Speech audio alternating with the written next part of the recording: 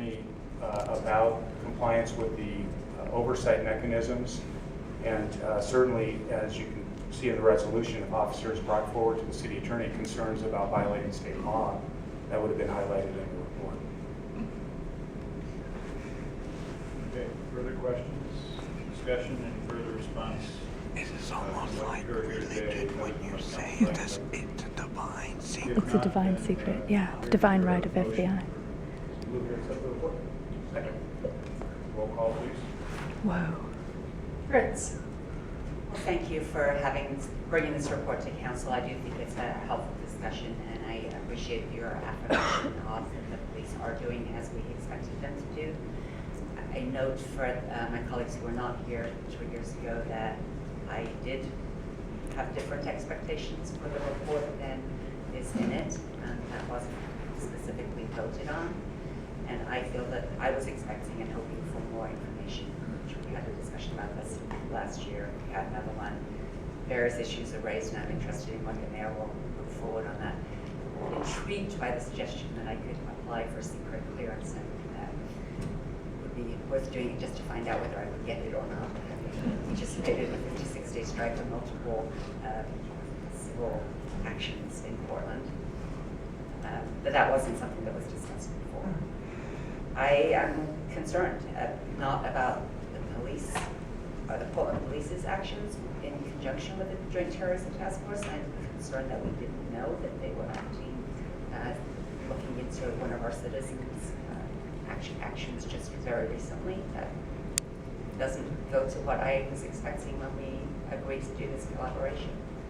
I'm concerned that there's a history of the FBI and the federal government not respecting human rights and civil rights, and in particular being discriminatory against Japanese Americans, which we heard about, against our Muslim brothers and sisters, against all kinds of people who are peaceably demonstrating and peaceably assembling and doing things that we as Portlanders particularly are apt to do.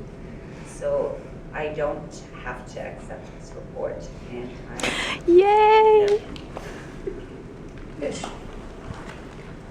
When we took up this question of the proper role of the city in connection with the Joint Terrorist Task Force, we had what I thought was one of the best and most thoughtful debates on any subject.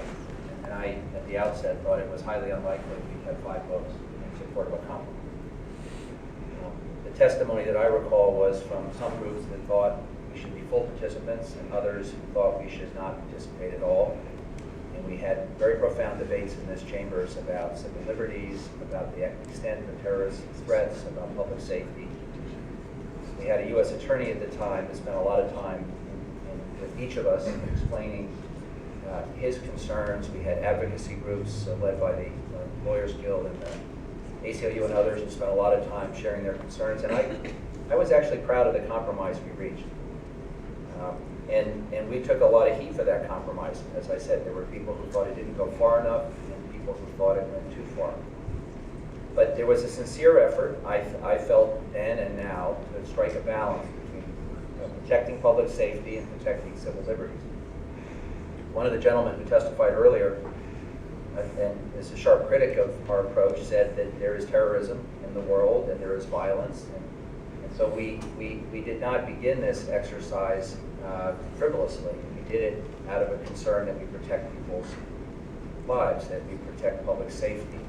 But we do so in a way that was unique, that was different than the other 57 cities. And we did strike a balance.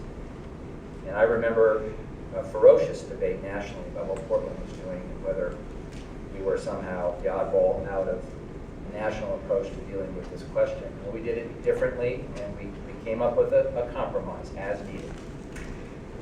The question before us today is not whether that was the right approach. I've not heard anyone on this council seek to revisit that question. The question today is the report faithful to what the council read? And I believe it is. Now, I take very seriously the concerns that are raised by my friends in the civil liberties community that while they don't have documented evidence of abuses under this agreement, they're concerned that there aren't enough safe places. And so that, I share that concern. We have a new mayor who is seeking a clearance. There's a new mayor who can take a fresh look, and I would urge Mayor Hales to do that. My hope is he will keep the police bureau. as I think a mayor should.